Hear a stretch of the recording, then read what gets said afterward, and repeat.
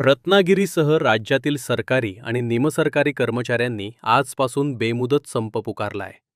या संपाची झळ आता प्रादेशिक मनोरुग्णालयांनाही बसू लागली आहे. ठाणे, पुणे, रत्नागिरी आणि नागपूर येथील मनोरुग्णालयातील कर्मचारी संपात सहभागी झाले असून रत्नागिरी प्रादेशिक मनोरुग्णालयातील 50हून अधिक कर्मचाऱ्यांनी काम बंद आंदोलन सुरू केले आहे. जुनी पेन्शन योजना लागू करणे, वारसा हक्काने मुलांना नोकरीत सामावून घेणे, रिक्त पदे तातडीने भरणे तसेच कंत्राटी कर्मचाऱ्यांना कायमस्वरूपी सेवेत घेणे या प्रमुख मागण्यांसाठी हा संप पुकारण्यात आला आहे. संपामुळे रत्नागिरी मनोरुग्णालयातील किचन विभागासह स्त्री आणि पुरुष वार्डातील कामकाजावर परिणाम झालाय.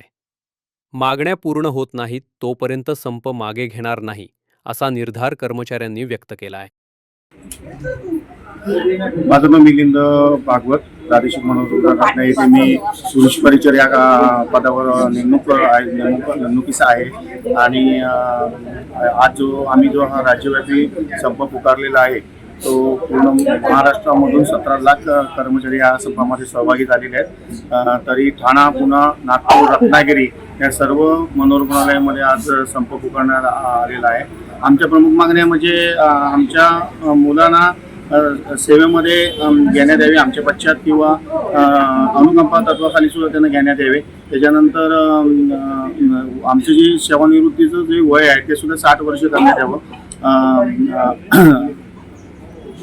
जुनी पेन्शन योजना असं सुद्धा आमचा एक विषय आहे. या जे आमच्या मागण्या आहेत आज आम्ही शासनाकडे निवेदन देऊन सुद्धा शासनाने ह्याच्याकडे दुर्लक्ष केलेलं आहे आणि त्यामुळे आज आम्हाला हा संप पुकारावा लागलेला आहे.